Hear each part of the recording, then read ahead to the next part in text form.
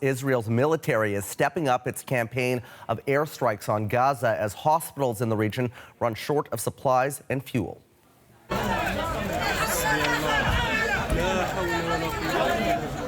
There are also signs today that a ground offensive into Gaza could be imminent.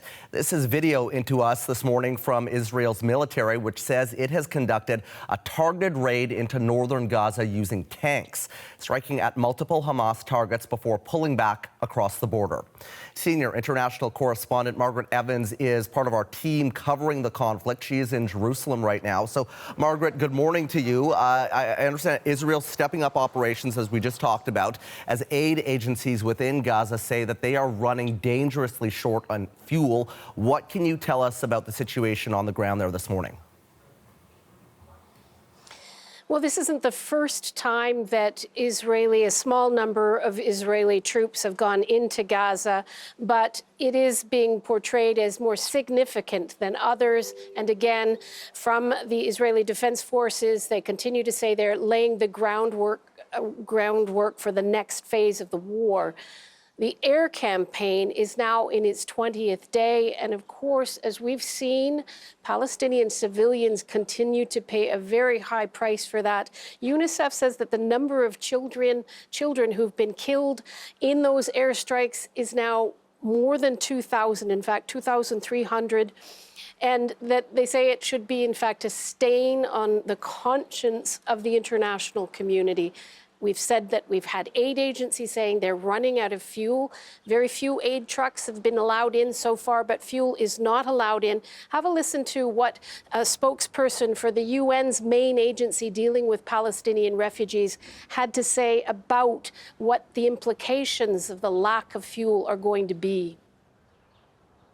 The hospitals will not be able to deliver life-saving services, nor keep the life support machines, nor the incubators on if they do not receive fuel that will help their generators generate electricity for all these machines. We are very, very, very worried about the inability of hospitals to continue receiving war-wounded, pregnant women that need to deliver, or all kinds of other sick people in need of help.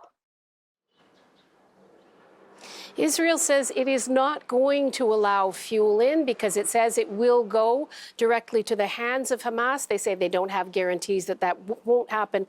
They've also insisted that Hamas has plenty of fuel stockpiled and should be giving it to the people of Gaza. And they've told UNRWA directly that they should ask Hamas for it. Have a listen to the IDF spokesperson.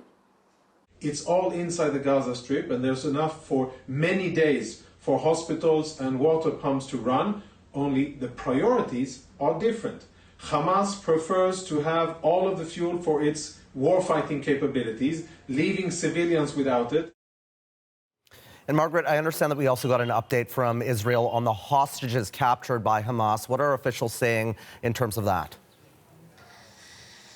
Yeah, interestingly, they have increased the number of hostages that they believe are being held by Gaza, people who, of course, managed to survive the atrocities of October 7th, but only because they were taken hostage. They're now saying that that number is 224.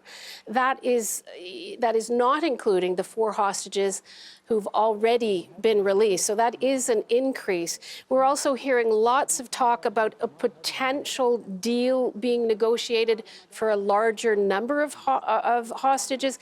Part of that rumor, and it is unconfirmed rumor, I have to emphasize, is coming from a press conference given yesterday by the Prime Minister of Qatar. Qatar, of course, has been very instrumental in acting as a mediator because it is close to Hamas.